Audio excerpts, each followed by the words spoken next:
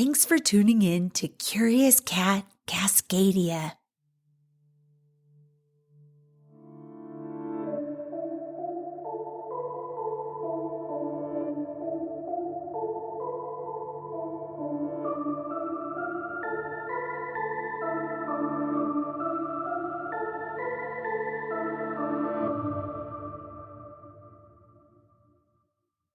Cascadia was born of fire and ice. A string of 19 volcanic peaks stretch from Canada to California. Sulfur, lava, ocean mist, evergreens, and fog commingle to create one of the world's most haunting, mysterious realms. From rumors of subterranean lava tubes that connect the mountains to ancient alien civilizations, to Sasquatch, to underground libraries gilt in gold, to unexplained missing persons, Curious Cat is exploring the origins of all those dark rumors.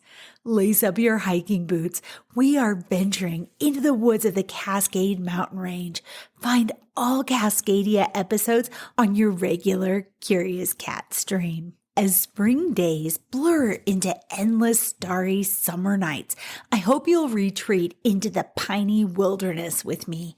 After enduring a drafty winter, it's well past time we got our faces in the sunshine, feel peat moss beneath our bare feet, and savor this season of growth and renewal.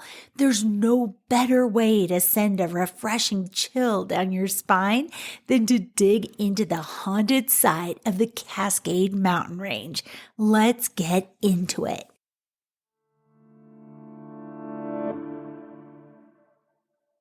The Cascade Peaks are haunted, from lost hikers to murder to tragic accidents and risky ventures like mining. These mountains have seen their share of tragedy.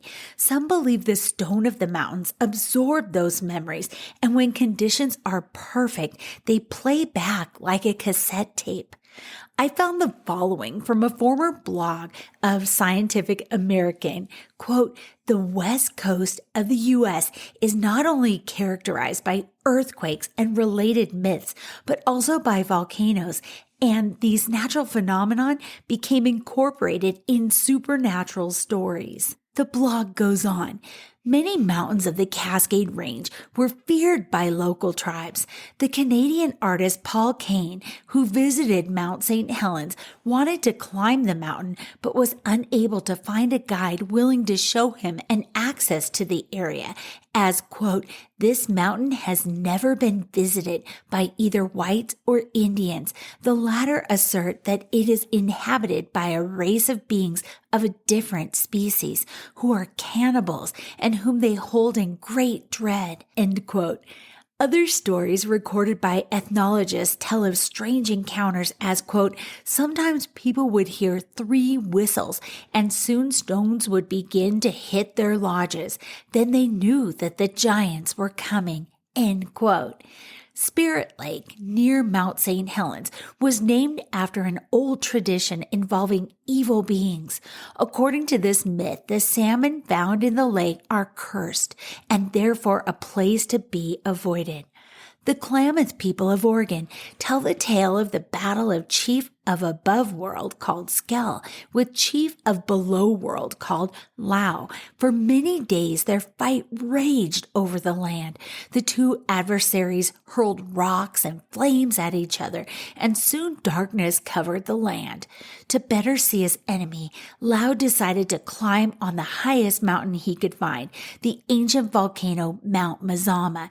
But as soon as he reached the peak, the mountain collapsed with terrible thunder, burying him alive. The surviving rim of Mount Mazama is today better known as Crater Lake.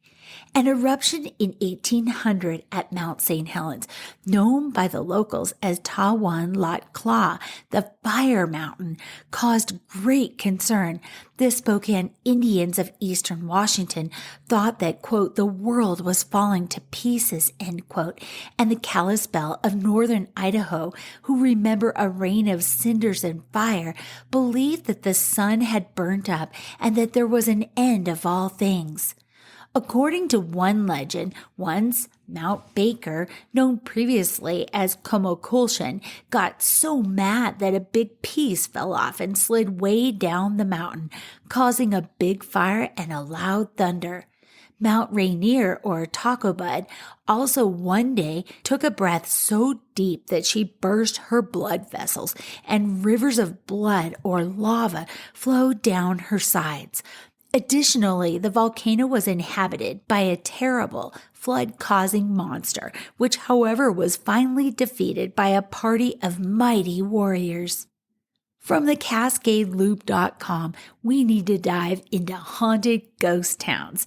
The author writes, "We're happy to introduce you to a few spooky places in the area. Washington is home to plenty of grisly stories, but here we have compiled a few mildly haunted locations and fascinating ghost towns that would make for a fun and creepy day trip while you're traveling around the loop. Happy haunting." Their list begins with the Oxford Saloon in Snohomish County, Washington. Originally built in 1900 as a dry goods store and now operating as a restaurant, the Oxford Saloon in Snohomish saw many incidences of violence during its years as a saloon. Shadowy figures and mysterious incidents have been reported here, including the presence of a police officer who was killed while moonlighting as a bouncer and who is now seen and felt in the women's restroom, which I can personally attest to. The Washington State Ghost Society performed investigations here in 2005 and 2006, where they detected EVPs or electronic voice phenomena and anomalies that appeared to take human form in photographs. Today's Oxford offers a varied menu for lunch and dinner, as well as live music every night. Their website has creepy photos and a place to report your haunting story. In the Mount Baker Snoqualmie National Park, take a detour to the Monte Cristo ghost town. The article that I found states, quote, "Monte Cristo was a mining location in the remote mountains near Darrington, Washington. You can still hike the 4-mile trail and see the remains of buildings and even some equipment used in the attempts to find ore during the late 1800s, when gold and silver was discovered deep in the mountains. Due to the difficult terrain and access to the region, coupled with floods and avalanches, the area was abandoned early in the 1900s. With incredible scenery and recreation opportunities, there were several attempts to create a tourist destination in this area over the years, but without long-term success." More from the small town of Index in Washington's Snohomish County. Be sure to stop by the Bush House. The Bush House Inn saw its heyday during the mining era of the early 1900s, but time, elements, and a lack of care nearly destroyed it. The new owners have devoted themselves to renovating the building with its original design.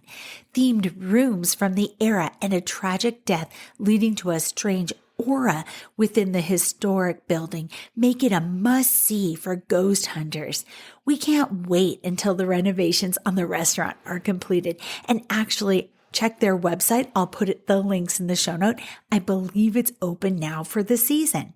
The Bush House Inn is a perfect base camp for activities in the surrounding recreation areas, including rock climbing, kayaking, hiking, plus it's only 30 miles from Stevens Pass ski area. Next, we take a trip further into Snohomish County to the Wellington train disaster.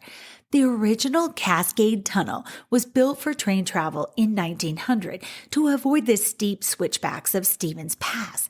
The 2.6-mile Cascade Tunnel was a feat of engineering at the time. The town of Wellington, later renamed Ty, was a railway stop located on the west entrance of that tunnel. This was the site of the 1910 Wellington avalanche that claimed nearly 100 lives when a 14-foot wall of snow wiped out 2 passenger trains that had been stranded at that depot. Present day, the Iron Goat Trail is a 6-mile trail that can be hiked near the area that includes passing through snow sheds that were built to protect trains prior to the new Cascade Tunnel construction. Remnants of the town can be found near the trailhead, and interpretive signage shows previous locations of buildings and other historic features.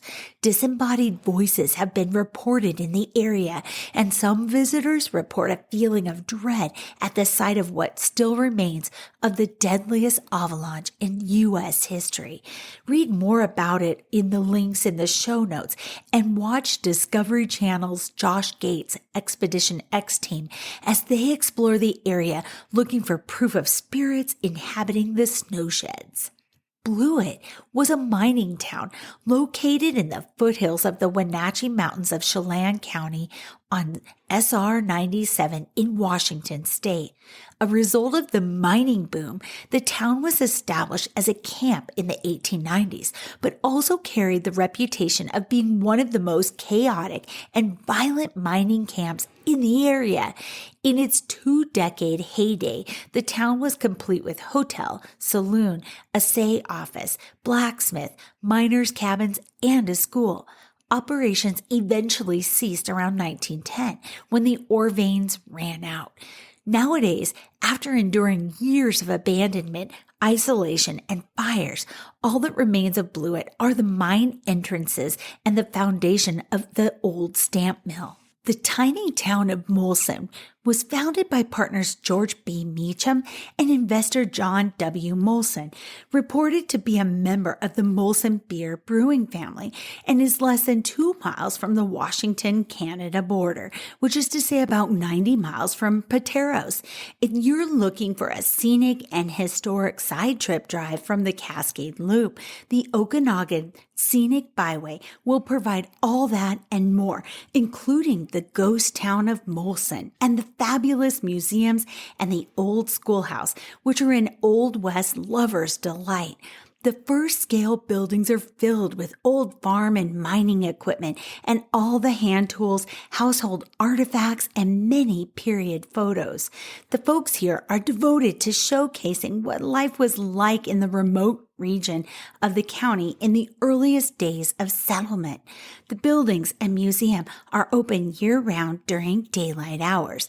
They do not plow for snow during the winter time, so drive at your own risk. In Cedro-Woolley, Skagit County, Washington, you'll find Northern State Ghost Town. This location is part of the designated Skagit County Northern State Recreation Area. In 1912, it was opened as a self-sufficient town serving the mentally ill. The landscape around the facility was designed by the sons of New York City's Central Park designer.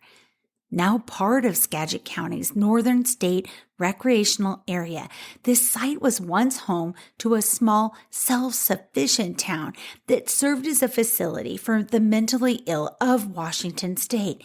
It was opened in 1912 and eased the burden on the overcrowding at Western State Hospital.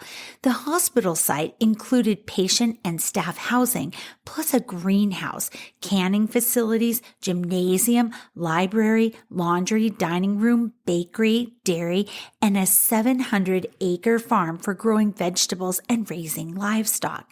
The facility itself was closed in 1976, and over time, many of the buildings have been removed, but a few remain and are being used and are off limits to the public. The on-site cemetery is the resting place for as many as 1,500 souls. Derek Condit, through his business Mystical Wares, does bus tours to this location during some months of the year. So check out the link in the show notes to Mystical Wares to find out more and sign up for a tour. In Kittitas County, near Cle Elum, you'll find the historic town of Roslyn. It's located just off of I-90. The Brick Saloon, originally built in 1889, serves up great food, and it's famous as the setting for TV series Northern Exposure and the film Runner Stumbles, but it's also the setting for intense hauntings. Brick employees and customers have recounted the appearance of apparitions, including a little girl and a cowboy, and report the piano in the back room playing when no one's around. After some good eats, head over to the Roslyn Cemetery. The cemetery was established in 1886 using land donated or purchased from the Northern Pacific Company, and it's one of the most unique in the state. It is not one, but a group of 25 separate cemeteries bordering each other with over 5,000 graves and 24 nationalities represented. Many of those killed in mining accidents in the Roslyn mines are buried in the cemetery. From Ranker.com comes a list of truly terrifying myths, lore, and legends from the Cascade Mountains and forests. Writer Justin Andrus writes, quote, "There's something magical about the Pacific Northwest. Maybe it's the geography that inspires Pacific Northwest legends. Those towering trees, mammoth mountains, mossy streams, and icy waters seem like the perfect place for a fantastical creature to hide. Stories about this region have been told for centuries.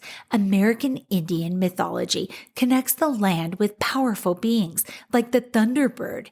In more recent years, people swap tales of the Sasquatch, the gentle or not so gentle giant, depending on the telling, that supposedly roams remote areas. Some of these Pacific Northwest myths were first told to explain the way the natural world worked. Others seem to simply exist for entertainment, but they all offer a thoughtful new perspective on a corner of the U.S. that's often seen as remote and isolated.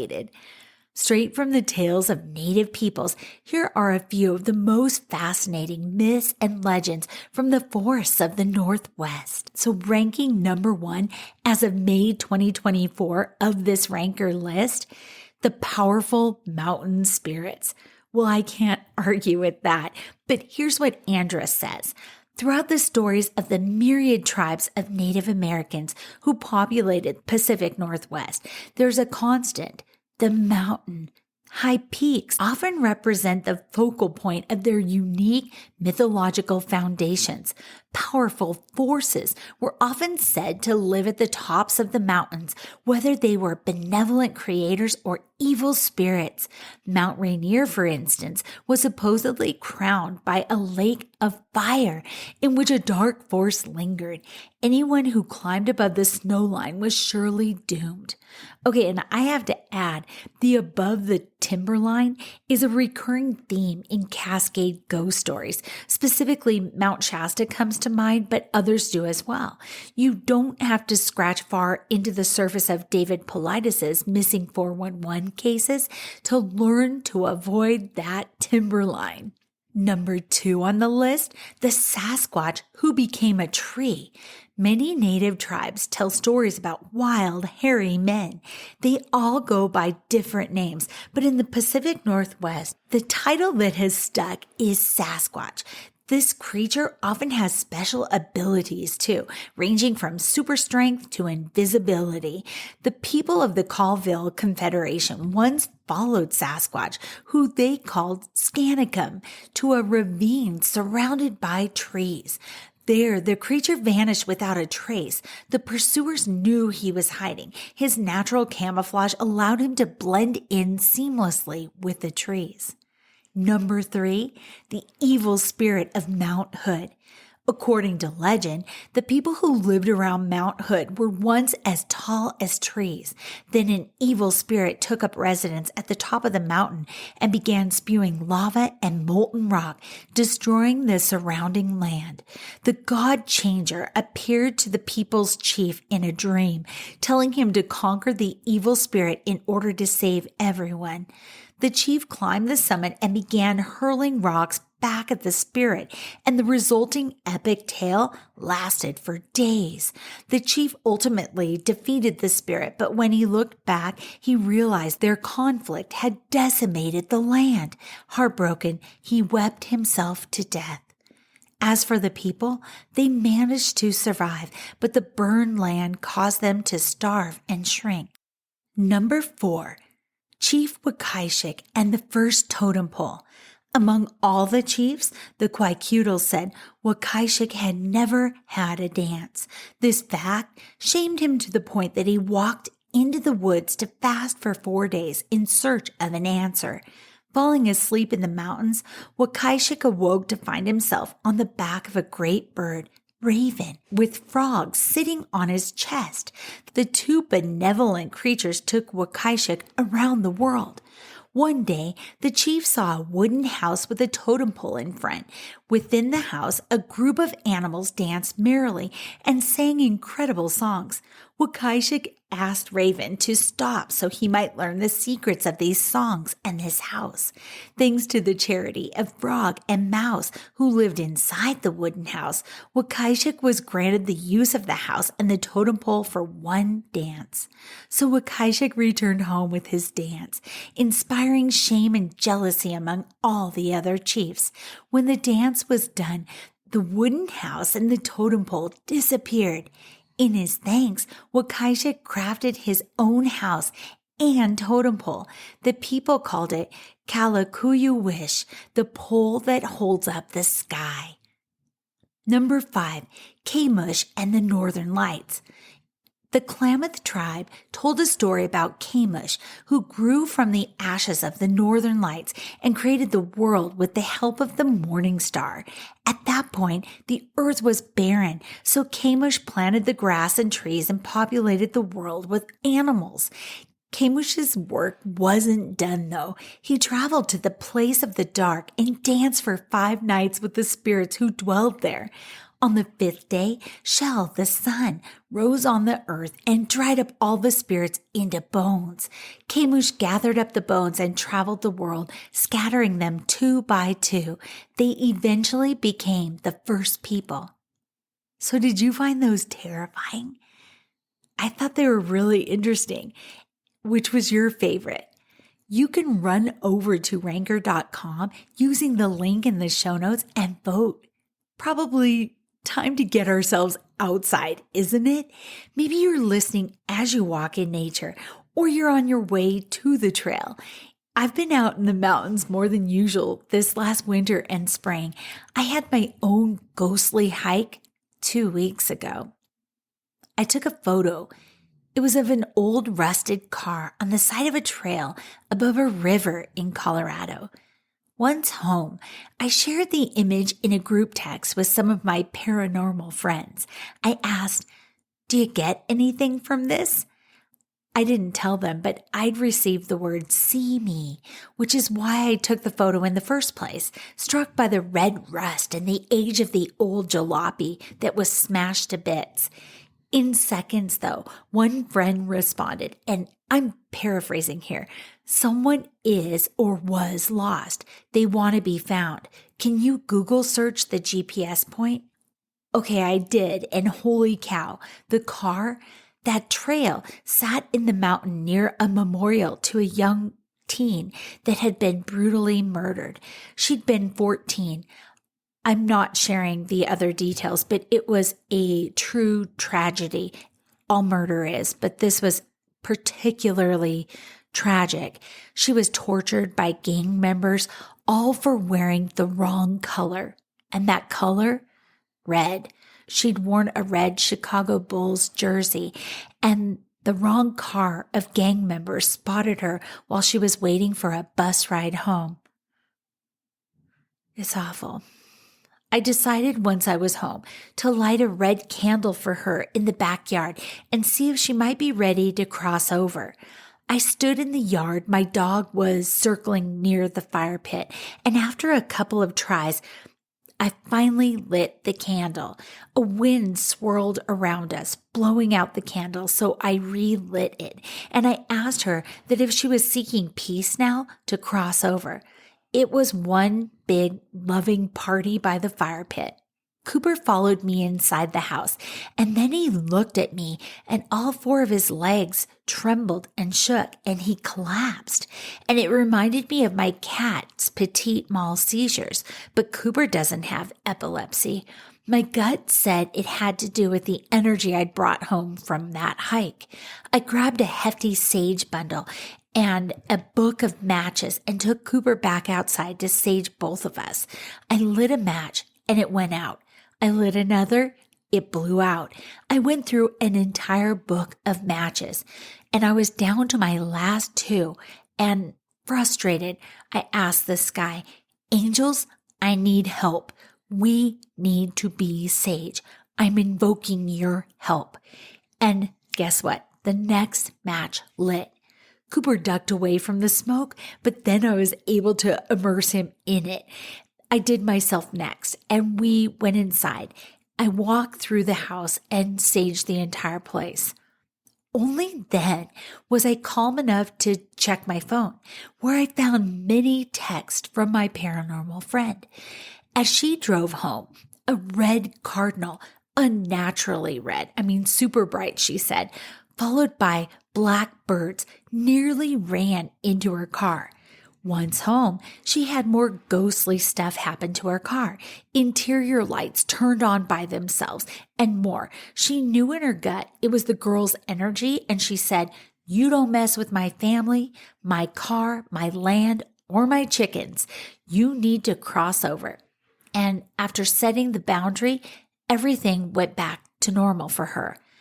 I asked out loud if she had crossed over the girl, and a red-tailed hawk swooped low over the yard, then soared into the sky, swirling in and out of a few clouds that floated in the blue sky. Wow, you cannot make this stuff up. And as for the car stuff, well, the girl faced awful torture in a car.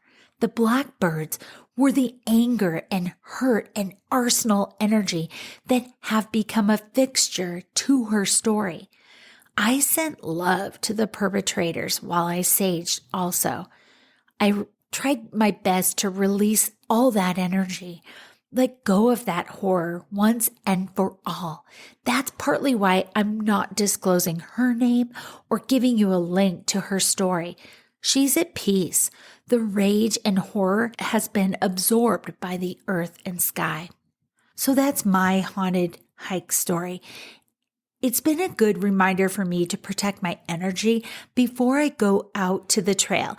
And I always tell the energies they're not allowed to follow me home. I wipe my hands over my arms, my throat, and legs just to make the point, like I'm wiping off cobwebs.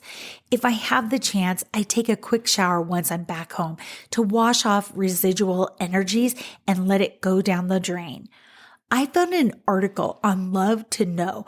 The links are in the show notes. It's about the 7 haunted hikes in Washington and their chilling backstories.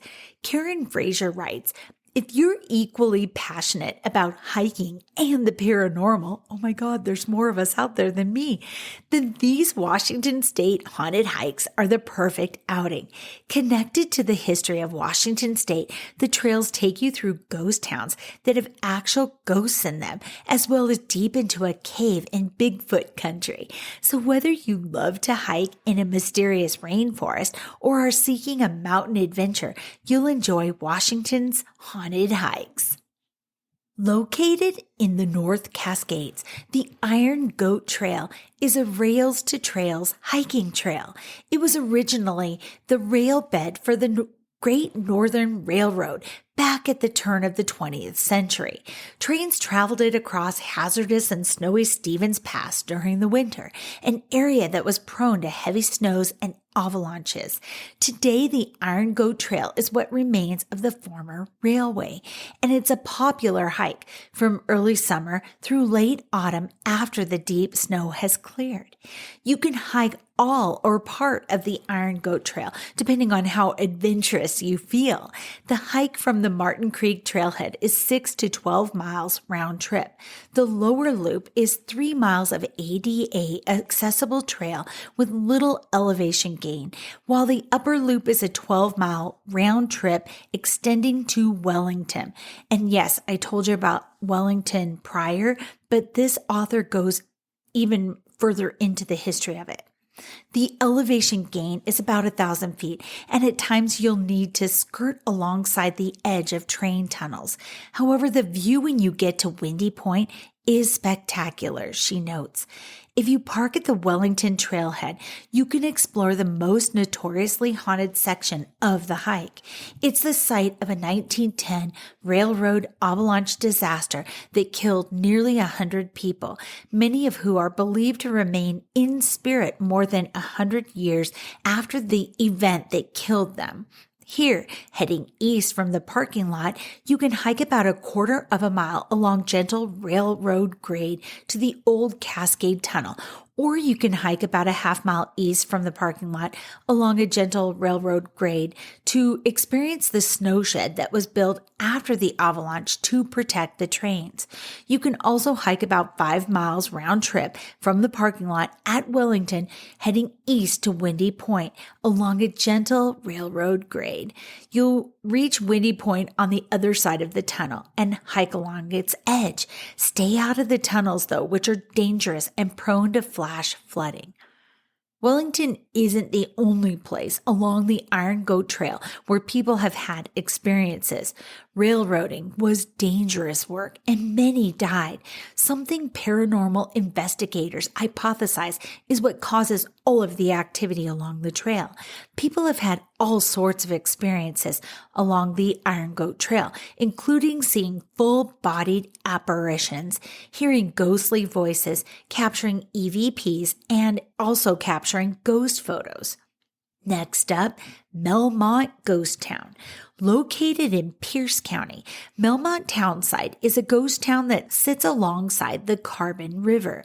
The trail to Melmont is about 6 miles round trip, and it's railroad grade. It climbs about 100 feet total. You'll need to drop down next to the Fairfax Bridge to get to the trail. Melmont is a former mining town, and as you hike, you will find crumbling remnants of the bridges and buildings in a peaceful and remote setting.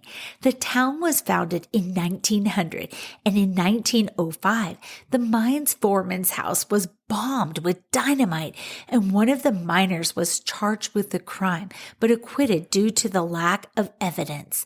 Nobody died, thankfully, in the explosion.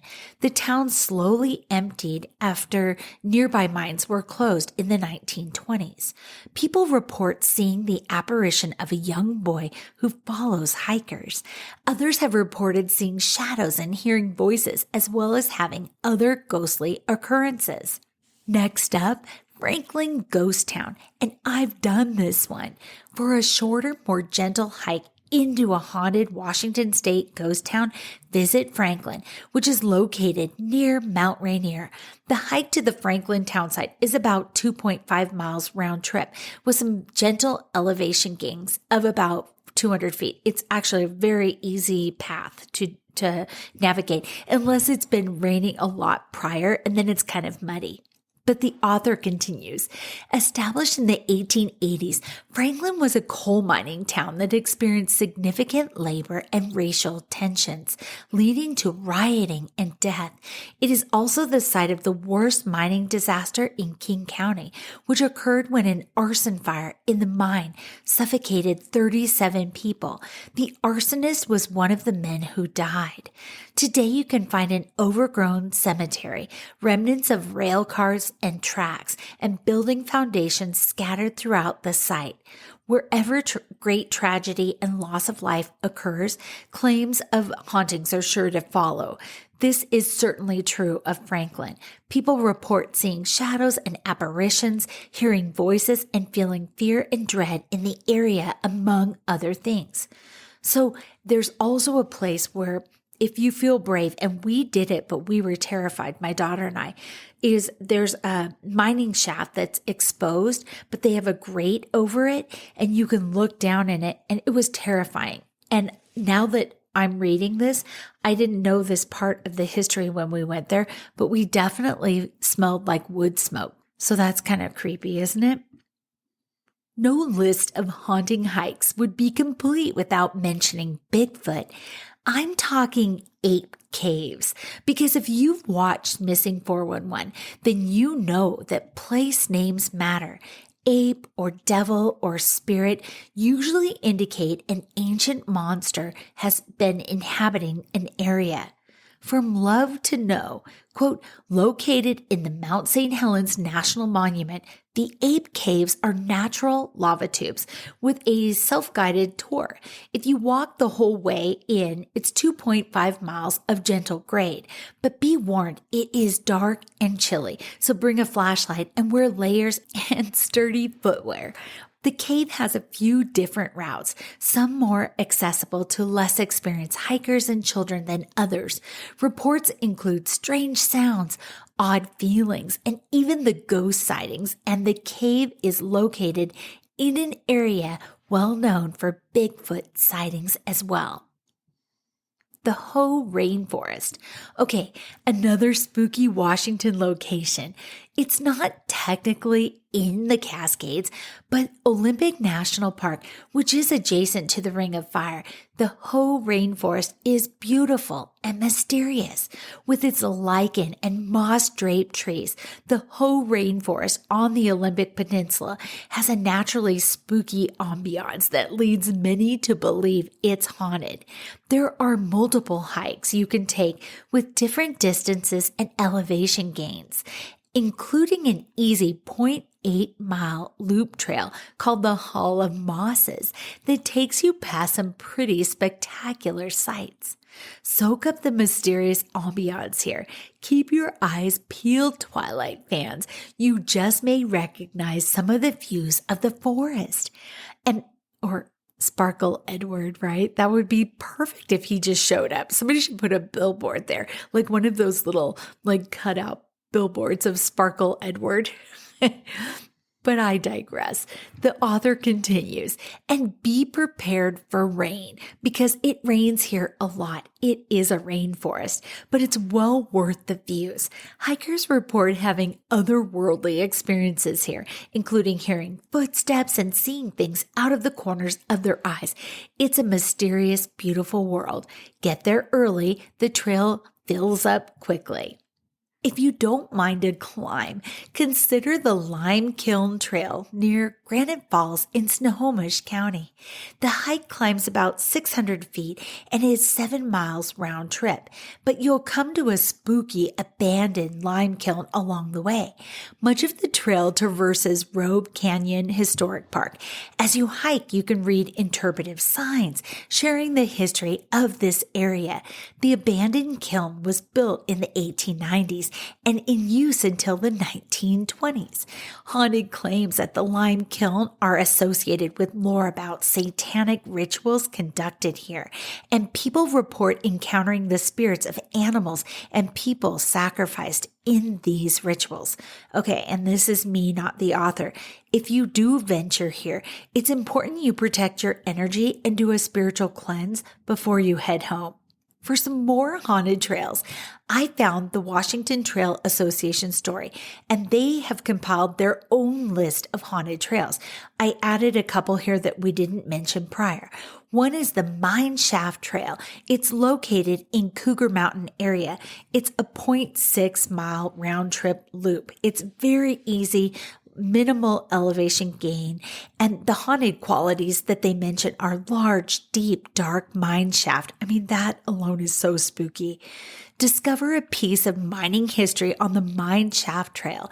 The braver hiker can even peer down the deep mine shaft, which has been left open and covered in a safety grate. This deep, dark hole is an eerie relic of the mining activities which took place on Cougar Mountain in the late 1800s. The next one is South Coldwater Trail. It's set near Mount St. Helens, actually within Mount St. Helens. It's a 10-mile round-trip loop, and the elevation gain is 1,400 feet. The haunted qualities include twisted metal, rusty relics from the volcanic eruption. Okay, this sounds like a time capsule. You can really pick any hike at Mount St. Helens and view it through a haunted prism, with the volcano's history of eruptions and continued rumblings.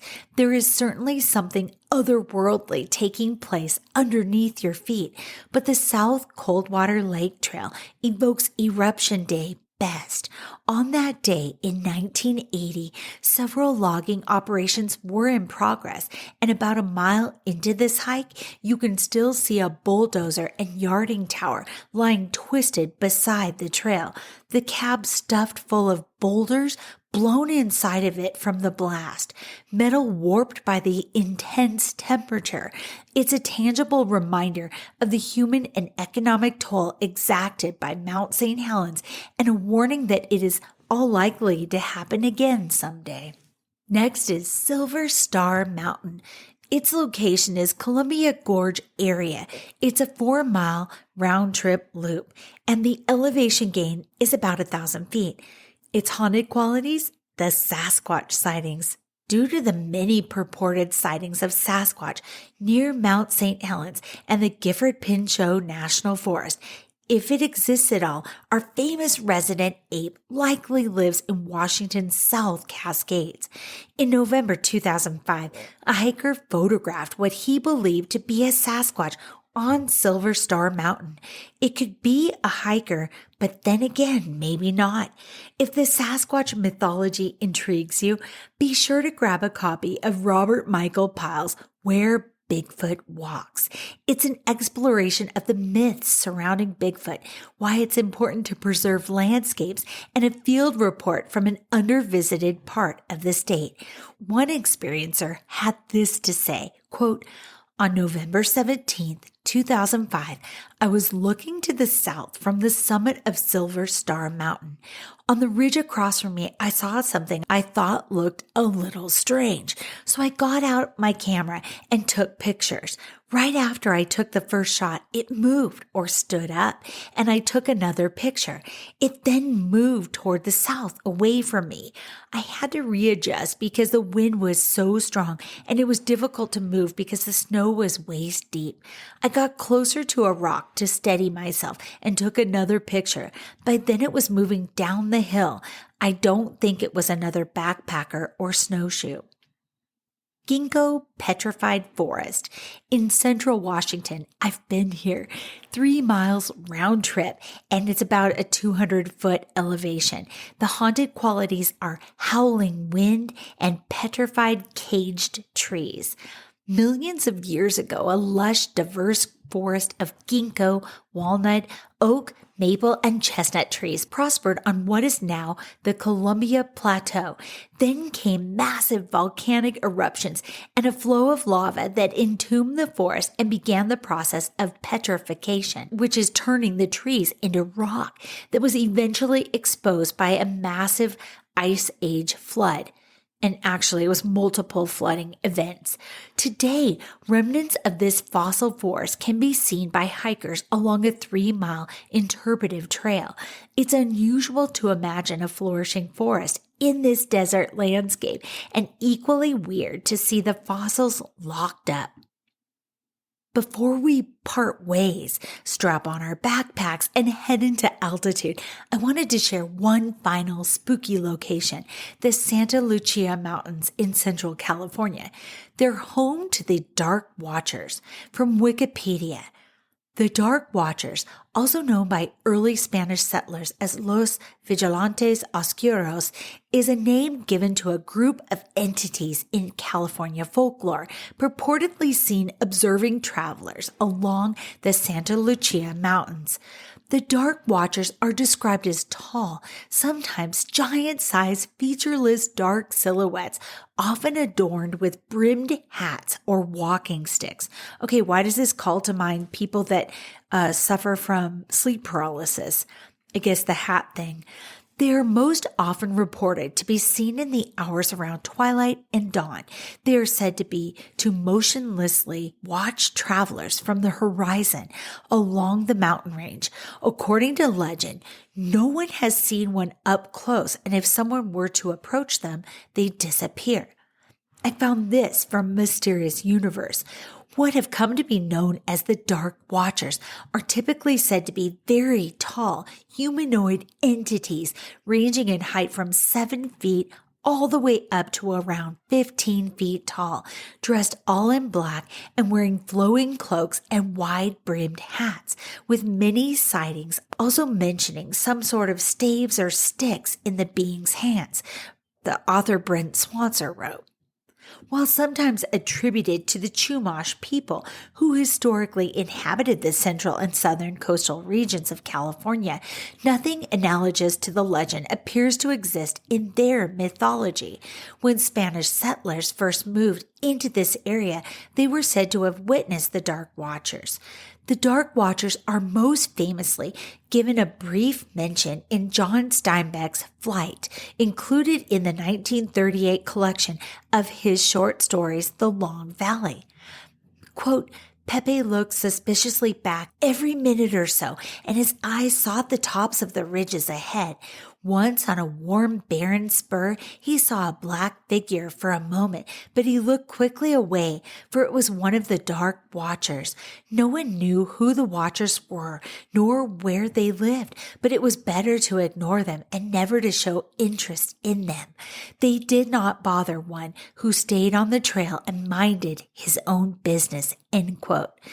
Okay, that brings to mind a tulpa, right? Where something is projected and then a bunch of people expect it. And so they kind of create a thing based on believing it to be true. But then the account goes on further.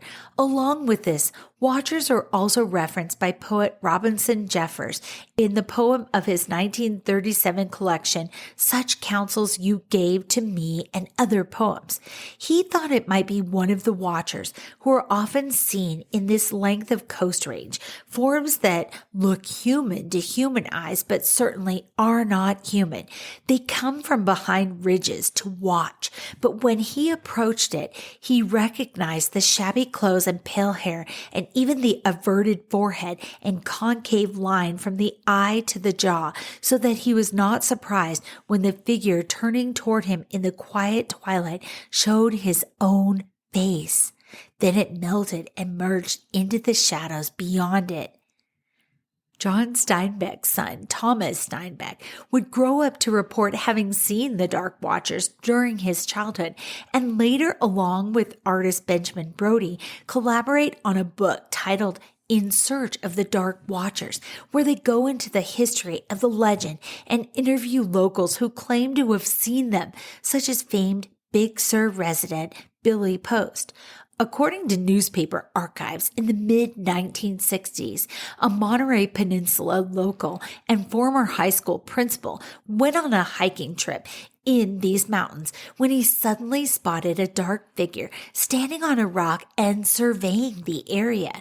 When the principal called out to the other hikers, the creature vanished. Wikipedia offers some explanations. Illusions, hallucinations, or misinterpretation of natural stimulus brought on by exhaustion or isolation have been proposed by psychologists. Infrasound, which can be generated by wind, can cause feelings of uneasiness and anxiety in some people and is frequently connected to paranormal sightings. An optical illusion known as the Brocken specter is a plausible explanation for the legend. A Brocken specter, also called a mountain specter, can occur in certain atmospheric conditions when the sun is at a particular angle. The subject's shadow can be cast onto a cloud bank around them, creating the illusion of a large, shadowy, humanoid figure. SF Gate adds, if you want to meet a Dark Watcher, you should bring a gift. Steinbeck's mother, Olive Hamilton, brought fruit or sometimes flowers. Steinbeck's son, Thomas, said his grandmother, a school teacher, was no fabulous, but she believed firmly in the Dark Watchers. She told her children and grandchildren she left fruit or nuts in Mule Deer Canyon on her way to school in Big Sur. On her way back, there would be flowers in their place. Multiple sources claim they appear between late afternoon and twilight. It's been so much fun to dive back into the Cascade Mountain Range again with you. Feels like it's truly summer now. If you get the chance to explore the great outdoors in your corner of the world, be sure to read the interpretive signs. Grab a pamphlet and even do some research before or after your adventure to learn the history of the place. There are many untended cemeteries, old relics of past industry, abandoned locales that are safe to explore, and stories waiting to be discovered. No matter where your hiking boots take you, be sure to tell someone where you're going and when to expect you back. Carry basic essentials with you and a charged phone, and always use your common sense. Until next time, stay curious. I love you.